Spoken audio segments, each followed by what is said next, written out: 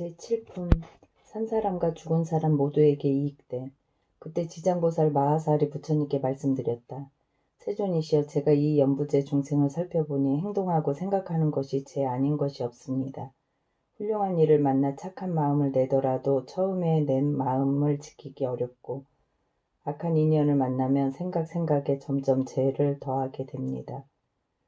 이러한 무리들은 마치 무거운 짐을 지고 진흙길을 걷는 것과 같아서 갈수록 지치고 점점 무거워져 발이 더욱 깊이 빠져드는 것과 같습니다. 다행히 선지식을 만나면 선지식이 그 짐을 덜어주거나 전부를 대신 져주니 이는 선지식에게 큰 힘이 있기 때문입니다.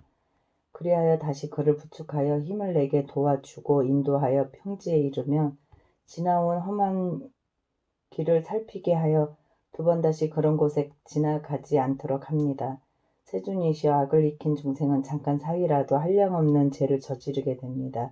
모든 중생들은 이와 같은 습성이 있으므로 임종할 때 가족들이 마땅히 그를 위하여 복을 지어 앞길을 열어주어야 합니다. 이때에는 깃발과 일산을 달거나 등을 밝히거나 존귀한 경전을 읽거나 부처님과 모든 성인의 존상 앞에 공양을 올려야 합니다. 부처님과 보살, 벽지부를 생각하며 한 분 한 분의 명호를 분명히 불러서 임종하는 사람의 귀에 들려주어 마음에 새겨지도록 하면 그 중생이 지은 악업으로 악도에 떨어지게 되었더라도 가족들이 그를 위하여 성스러운 인연을 닦은 공덕으로 그가 지은 죄가 모두 소멸될 것입니다.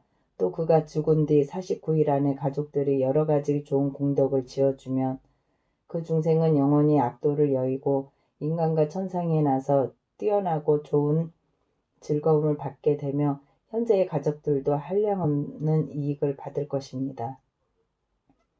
그러므로 제가 부처님을 모신 지금 천룡팔부와 인간 아닌 이들과 연부제 중생에게 임종하는 날에 살생하지 말고 모든 악연을 짓지 말며 귀신을 숭배하거나 도깨비들에게 제사하여 절하고 구하는 일 따위를 하지 말라고 권합니다.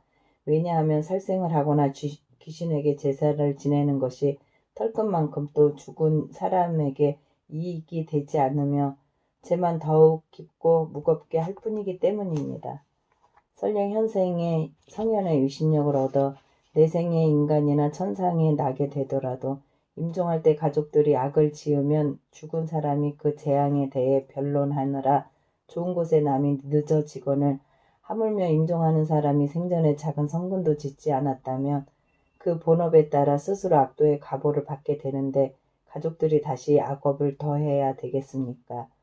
그것은 마치 먼 길을 가는 사람이 식량은 떨어진 지 사흘이 되었고 백근이 넘는 짐을 졌는데 이웃 사람을 만나서 그 또 작은 짐이라도 얹으면 어려움이 더 커지는 것 같습니다.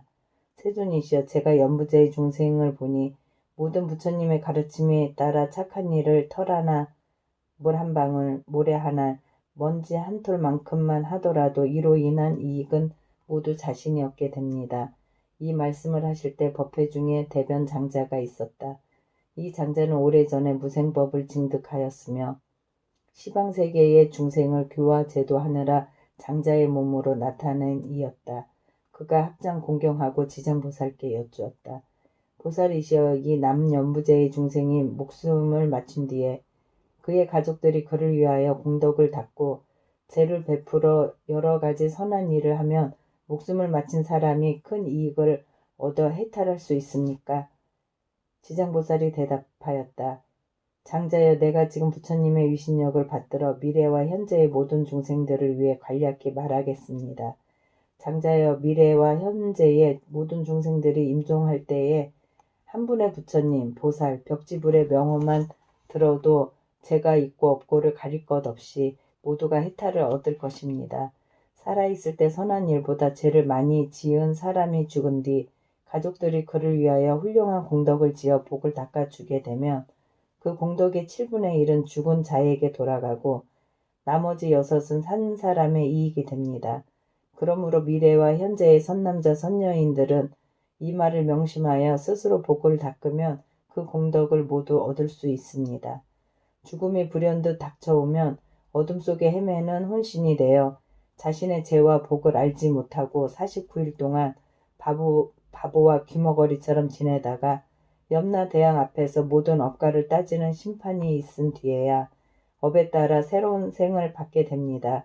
앞길을 알지 못하는 동안에 근심과 고통이 천만 가지인데 더구나 모든 악도에 떨어진다면 어떠하겠습니까? 목숨을 마친 사람이 아직 생을 받지 못하는 49일 동안은 모든 가족과 친척들이 복을 지어 고통에서 구해주기를 간절히 바라다가 이날이 지나면 자신이 지은 업에 따라 과보를 받게 됩니다. 그가 죄 많은 중생이라면 천년 만년을 지나도 해탈할 날이 없을 것이며 오무간 지옥에 떨어질 큰 죄를 지어 대지옥에 떨어진다면 천겁만겁도록 온갖 고통을 받습니다. 장자여, 이런 죄업 중생이 목숨을 마친 뒤에 가족과 친척이 그를 위하여 영제를 베풀어 선업을 도와줄 때는 죄를 마치기 전이나 죄를 올리는 동안 쌀뜨물이나 나무 잎사귀 등을 함부로 땅에 버리지 말고 모든 음식을 부처님과 스님들께 올리기 전에 먼저 먹지 말아야 합니다. 만약 이를 어기고 먼저 먹거나 정성스럽고 정갈하게 만들지 않으면 이 망자는 복력을 얻지 못하게 됩니다. 그러나 정성을 다하여 청정하게 만든 음식을 부처님과 스님들께 올리면 망자는 그 공덕의 7분의 1을 얻게 됩니다. 그러므로 장자여, 연부제의 중생이 목숨을 마친 부모나 가족들을 위하여 지극한 마음으로 정성스럽고 청정하게 제를 베풀어 공양을 올리면 산 사람과 죽은 사람 모두가 이익을 얻는 것입니다. 이 말씀을 하실 때 도리천궁에 있던 천만억 나유타의 연부제 귀신들 모두 한량없는 보리심을 발하여 대변 장자는 가르침을 받고 기뻐하며 절하고 물러갔다. 이 말씀을 하실 때 도리천궁에 있던 천만억 나유타의 연부제 귀신들 모두가 한량없는 보리심을 발하였고 대변 장자는 가르침을 받들고 기뻐하며 절하고 물러났다. 팔품 염라 왕들을 찬탄하다. 그때 철이산에 있는 한량없는 귀양들이 염라 천자와 함께 도리천에 와서 부처님이 계신 곳으로 모였다. 이를테면 악독귀왕, 다악귀왕, 대쟁귀왕, 백호귀왕, 혈호귀왕, 적호귀왕, 산왕귀왕, 비신귀왕, 정관귀왕, 낭하귀왕, 천왕귀왕, 담수귀왕, 부석귀왕, 주모귀왕, 주화귀왕, 주복귀왕, 주식귀왕, 주재귀왕, 주축귀왕, 주금귀왕, 주수귀왕, 주매귀왕, 주산귀왕, 주명귀왕, 주질귀왕, 주험귀왕, 삼목귀왕, 사목귀왕, 오목귀왕, 기리실왕, 대기리실왕, 기리차왕, 대기리차왕, 아나타왕, 대아나타왕 등이었다. 이들 큰 귀왕들은 각각 백천의 작은 귀왕들을 데리고 모두 연부제에 있으면서 각자 맡은 바와 머무는 곳이 따로 있었다. 이 모든 귀왕들은 염라천자와 함께 부처님의 위신력과 지정보살의 힘을 받들어 도리천에 올라와 한쪽에 서 있었다. 그때 염라천자가 무릎 꿇고 합장하며 부처님께 말씀드렸다. 세존이시여, 저희들은 지금 부처님의 위신력과 지정보살 마하살의 힘을 받들어 이 도리천의 큰 법회에 오게 된 것은 좋은 이익을 얻을 수 있기 때문입니다. 제가 궁금한 것이 있어 감히 세존께 여쭙나니 세존이시여, 저희를 위하여 자비로서 말씀하여 주옵소서. 부처님께서 염라천자에게 말씀하셨다. 그대는 무엇이든 물어보라. 내 그대를 위해 말하겠노라. 이때 염라천자가 세존을 우러러 절하고 지정보살을 돌아보고는 부처님께 말씀드렸다. 세존이시여, 제가 지정보살을 보니 육도 중에 있으면서 백천가지 방편으로 죄고 중생을 끊임없이 제도하면서 피로와 괴로움을 마다하지 않습니다. 지정보살에게 이와 같은 불가사의한 신통한 힘이 있음에도 모든 중생은 제보에서 벗어났다가도 오래지 않아 또 악도에 떨어집니다. 세존이시여, 지정보살에게 이와 같은 불가사의한 신력이 있음에도 어찌하여 중생들은 옳은 법에 의지하지 않아 영원한 해탈을 얻지 못하는지요. 세존이시여, 저를 위해 말씀하여 주옵소서. 부처님께서 말씀하셨다. 남연부제의 중생들은 성품이 억세고 거칠어 다스리고 길들이기 어렵지만 지장보살은 백천급 동안 이와 같은 중생들을 하나하나 구제하여 해탈로 이끌고 있다.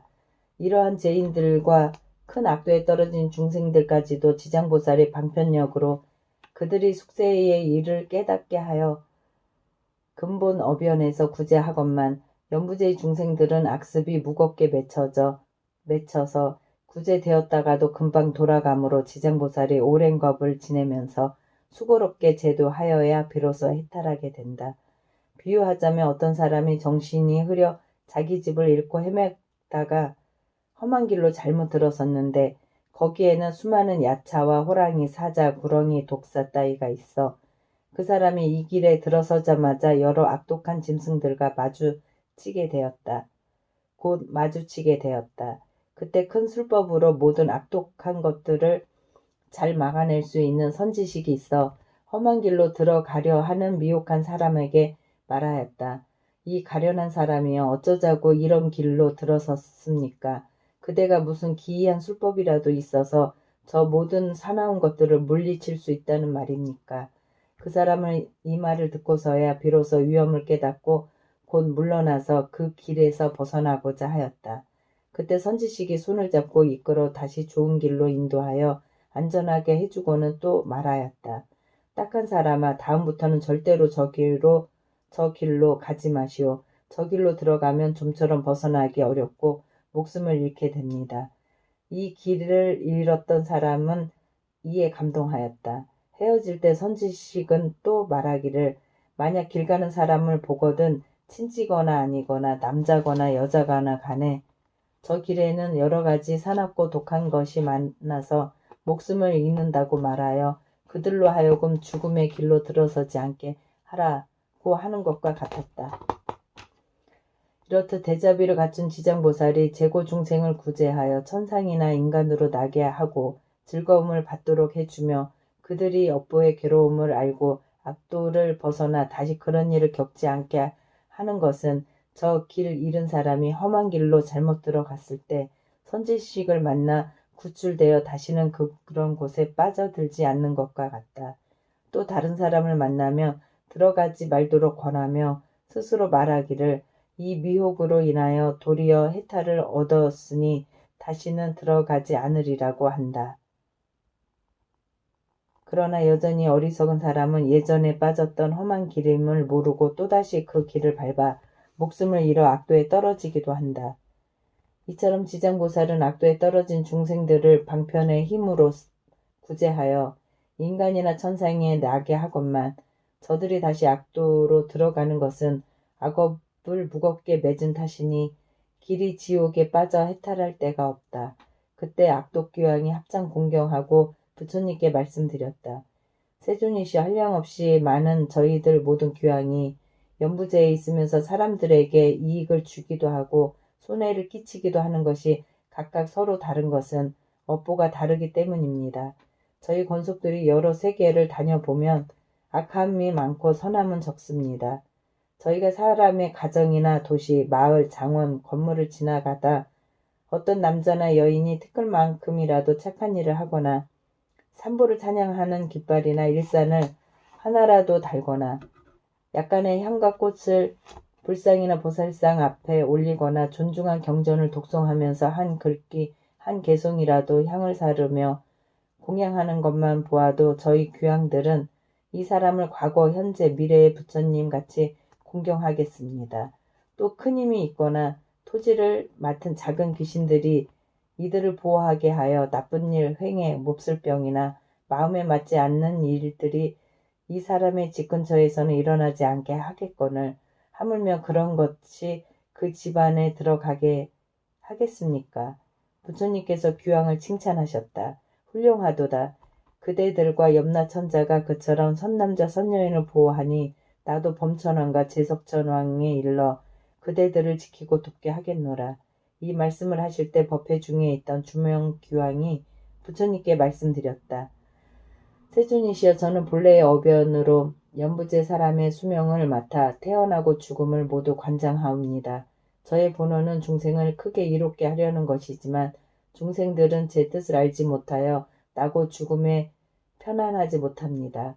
이 연부제의 아기가 태어날 때 남자거나 여자거나 집안 사람들이 착한 일을 하면 집안이 더 이롭게 되고 토지신이 한없이 기뻐하여 아기와 산모를 보호하고 큰 안락을 얻게 하며 가족들도 이롭게 합니다. 아기를 낳은 뒤에는 살생하지 말아야 하지만 중생들은 여러 가지 비린 것을 산모에게 먹이고 가족 친척들이 모여 술을 마시고 고기를 먹으며 노래를 부르고 풍악을 울리며 즐긴다면 산모와 아기가 편안함과 즐거움을 얻지 못하게 됩니다. 왜냐하면 해산할 때면 수없이 많은 악귀와 도깨비들이 비린내 나는 피를 먹으려 하기 때문입니다. 그러므로 제가 미리 집안의 토지신들이 산모와 아기를 잘 보호하여 편안하게 해주도록 합니다. 사람들은 마땅히 이에 감사하고 복을 베풀어 모든 토지신들에게 보답해야 함에도 도리어 살생하여 잔치를 벌이니 이는 스스로 재앙을 불러 아기와 산모를 함께 해치게 됩니다. 또 저는 연부제에서 임종하는 사람이면 모두 선악을 묻지 않고 악도에 떨어지지 않게 하려고 애를 쓰고 있사온데 하물며 스스로 성근을 닦아서 제 힘을 도와주는 사람은 어떠하겠습니까? 이 연부제에서는 선행을 한 사람들도 임종할 때에는 역시 백천이나 되는 악도의 귀신들이 부모나 가족의 형상으로 둔갑하여 나타나 망인을 이끌고 악도에 빠지게 하거늘 하물며 본래부터 악업을 지어온 자는 어찌 되겠습니까? 세존이시여 이와 같이 연부제의 남자나 여인이 임종할 때에는 정신이 아늑해져서 선악을 분간하지 못하고 눈과 귀로 볼 수도 들을 수도 없습니다. 이때 망인의 가족들이 큰 공양을 베풀고 존중한 경을 읽으며 부처님과 보살의 명호를 연불하면 이러한 좋은 인연으로 망인이 모든 악도에서 벗어나게 하고 모든 마귀와 귀신을 흩어지고 물러가게 합니다.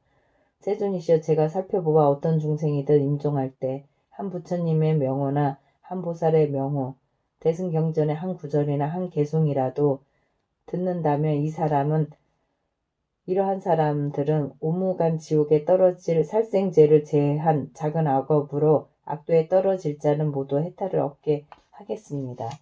부처님께서 주명규양에게 말씀하셨다. 그대가 대자비로 큰 원을 세워 남과 죽음을 맞는 모든 중생을 보호하니 미래세의 남녀 중생이 나고 죽을 때 그대는 이 서원에서 물러서지 말고 모두를 해탈시켜 길이 안락을 얻도록 하라. 기왕이 부처님께 말씀드렸다. 원컨대 염려하지 마옵소서. 저는 이 몸이 다하도록 생각마다 연부제의 중생들을 보호하여 날 때나 죽을 때 모두 안락을 얻게 하겠습니다. 다만 저는 모든 중생들이 나고 죽을 때에 제 말을 믿고 받아들여 모두가 해탈을 얻고 큰 이익을 얻기를 바랍니다. 그때 부처님께서 지장보살에게 말씀하셨다. 이 주명규양은 과거 백천생을 대규양으로 지내며 중생을 나고 죽음 속에서 보호하고 있으니 이는 보살이 자비원력으로 대규양의 몸을 나타낸 것이지 실은 규양이 아니다. 앞으로 170겁 뒤에 성불할 것이니 명호는 무상열애이고 겁의 이름은 안락이며 세계의 이름은 정주라 하고 그 부처님의 수명은 헤아릴 수 없는 겁이 될 것이다. 지장보살 마하살이여 이 대규양의 일은 이렇게 불가사의하고 그가 제도하는 하늘과 사람들 또한 헤아릴 수가 없을 것이다.